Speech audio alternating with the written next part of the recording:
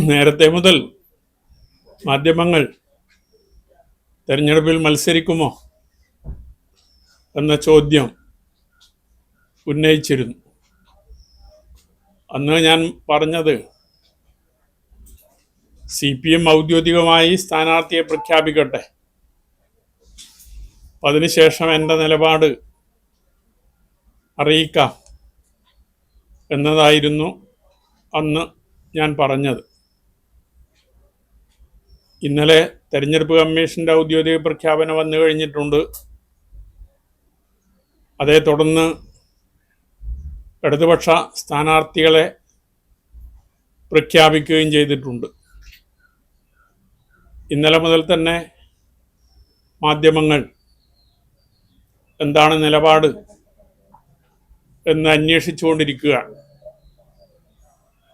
അവരോടെല്ലാം പറഞ്ഞ ഒരേ മറുപടി, നാളെ രാവിലെ മാധ്യമങ്ങളെ കാണാം, ആ സമയത്ത് എൻ്റെ നിലപാട് അറിയിക്കാം എന്നതാണ്. പക്ഷേ എന്നിട്ടും ഞാൻ പറയാത്ത കാര്യം ചില മാധ്യമങ്ങൾ ഇന്നലെ മുതൽ തന്നെ റിപ്പോർട്ട് ചെയ്തുകൊണ്ടിരിക്കുന്നുണ്ട്. ഞാൻ സ്ഥാനാർത്ഥിയായി മത്സരിക്കും എന്നാണ് ചില മാധ്യമങ്ങൾ ഇന്നലെ മുതൽ തന്നെ റിപ്പോർട്ട് ചെയ്തിട്ടുള്ളത്. ഞാൻ കേരളത്തിലെ ഒരു മാധ്യമത്തോടും അതല്ലെങ്കിൽ ഒരാളോടും ഞാൻ മത്സരിക്കുന്ന വിവരം ഇന്നലെ വരെ അറിയിച്ചിരുന്നില്ല എന്നതാണ് വസ്തുത. കാരണം ഇന്നലെ രാത്രി ഏതാണ്ട് 10 മണിയോട് അടുത്താണ് മത്സരിക്കണമോ വേണ്ടയോ എന്ന കാര്യത്തിൽ ഒരു അന്തിമ തീരുമാനത്തിലേക്ക് എത്തുന്നത്. മാധ്യമങ്ങൾ ഊഹത്തിൻ്റെ അടിസ്ഥാനത്തിൽ ഈ നിലയിൽ വാർത്ത കൊടുക്കുകയാണ് ചെയ്തത്. ഇന്നലെ തീരുമാനിച്ചത് ഈ തെരഞ്ഞെടുപ്പിൽ പയ്യന്നൂർ അസംബ്ലി മണ്ഡലത്തിൽ സ്വതന്ത്രനായി ഞാൻ മത്സരിക്കണം എന്നതാണ്. ഞാൻ പയ്യന്നൂരിലെ സംഘടനാ വിഷയങ്ങളുമായി ബന്ധപ്പെട്ടുകൊണ്ട് തുടങ്ങിവെച്ച പോരാട്ടം, ആ പോരാട്ടം മുന്നോട്ട് കൊണ്ടുപോകണമെങ്കിൽ മത്സരിക്കേണ്ടത് അനിവാര്യമാണ് എന്നതുകൊണ്ടാണ് അങ്ങനെ ഒരു തീരുമാനത്തിൽ എത്തിച്ചേർന്നത്. നേരത്തെ നിലപാട് പറയാതിരുന്നത് ഇത്രയും ആരോപണങ്ങൾക്ക് വിധേയനായ ഒരു വ്യക്തിയെ വീണ്ടും പയ്യന്നൂരിൽ സ്ഥാനാർത്ഥിയായി മത്സരിപ്പിക്കാൻ ഇടതുപക്ഷം സന്നദ്ധമാകില്ല എന്ന വിശ്വാസത്തിലാണ്. പക്ഷേ ഇടതുപക്ഷം അദ്ദേഹത്തെ തന്നെ വീണ്ടും പയ്യന്നൂരിൽ നിന്ന് മത്സരിപ്പിക്കുന്നതിന് വേണ്ടിയുള്ള തീരുമാനമാണ് കൈക്കൊണ്ടിട്ടുള്ളത്.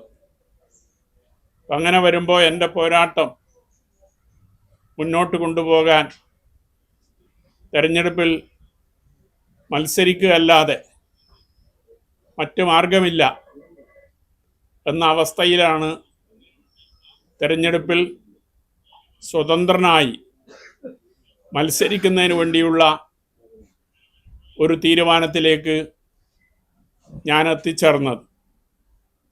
അഴിമതിക്കെതിരായിട്ടുള്ള ഒരു പോരാട്ടം എന്ന നിലയിലാണ് ഇതിനെ ഞാൻ കാണുന്നത്.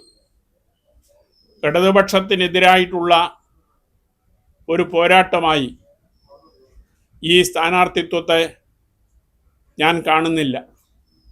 കാരണം ഇടതുപക്ഷം നിലനിൽക്കേണ്ടത് കേരളത്തിൻ്റെ ആവശ്യമാണ്. അത് കേവലം ഇടതുപക്ഷത്തെ മാത്രം ആവശ്യമല്ല. വലതുപക്ഷത്തുള്ള ആളുകൾ പോലും ഇടതുപക്ഷം കേരളത്തിൽ തകരാൻ പാടില്ല എന്നാഗ്രഹിക്കുന്നവരായി നിലവിലുണ്ട്. പക്ഷെ പയ്യന്നൂരിലെ ഇടതുപക്ഷ ജനാധിപത്യ മുന്നണി സ്ഥാനാർത്ഥിയെ ഒരു ഇടതുപക്ഷക്കാരനായി ഞാൻ കാണുന്നില്ല. എന്തുകൊണ്ടെന്നാൽ ഒരു ഇടതുപക്ഷക്കാരൻ്റെ ഭാഗത്ത് നിന്ന് ഒരിക്കലും ഉണ്ടാകാൻ പാടില്ലാത്ത വിധത്തിലുള്ള സമീപനമാണ് അദ്ദേഹത്തിൻ്റെ ഭാഗത്ത് നിന്ന് ഉണ്ടായിട്ടുള്ളത്.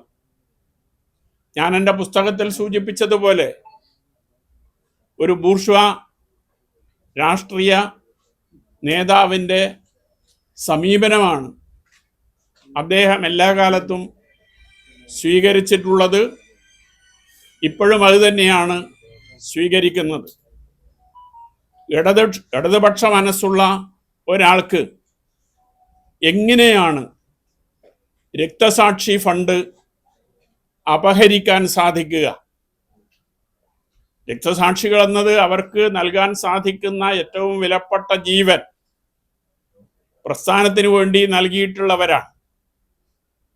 അങ്ങനെ നൽകിയവരുടെ കുടുംബം അനാഥമാകാൻ പാടില്ല എന്ന നിലയിലാണ് രക്തസാക്ഷി കുടുംബങ്ങളെ സഹായിക്കുന്നതിന് വേണ്ടി ഫണ്ട് പിരിക്കുന്നതിന് എല്ലാ കാലത്തും ഇടതുപക്ഷം സന്നദ്ധമായിട്ടുള്ളത്.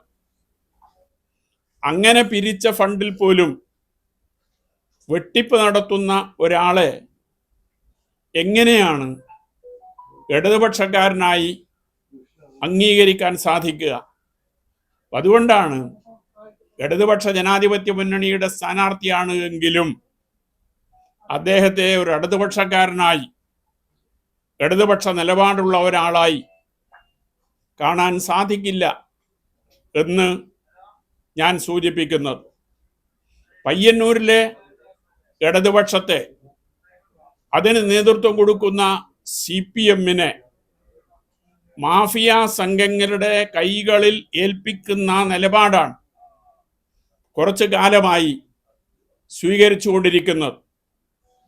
ആ മാഫിയ സംഘത്തിൻ്റെ കൈകളിൽ നിന്ന് പയ്യന്നൂരിലെ ഇടതുപക്ഷത്തിന് അതിന് നേതൃത്വം കൊടുക്കുന്ന CPM-നെ രക്ഷിച്ചെടുക്കുക എന്നതുകൂടി ഈ തെരഞ്ഞെടുപ്പിൽ മത്സരിക്കുമ്പോൾ ഞാൻ ലക്ഷ്യമായി കാണുകയാണ്. ഈ കാര്യങ്ങൾ അംഗീകരിക്കുന്ന വലിയ വിഭാഗം ജനങ്ങൾ പയ്യന്നൂർ മണ്ഡലത്തിലുണ്ട്.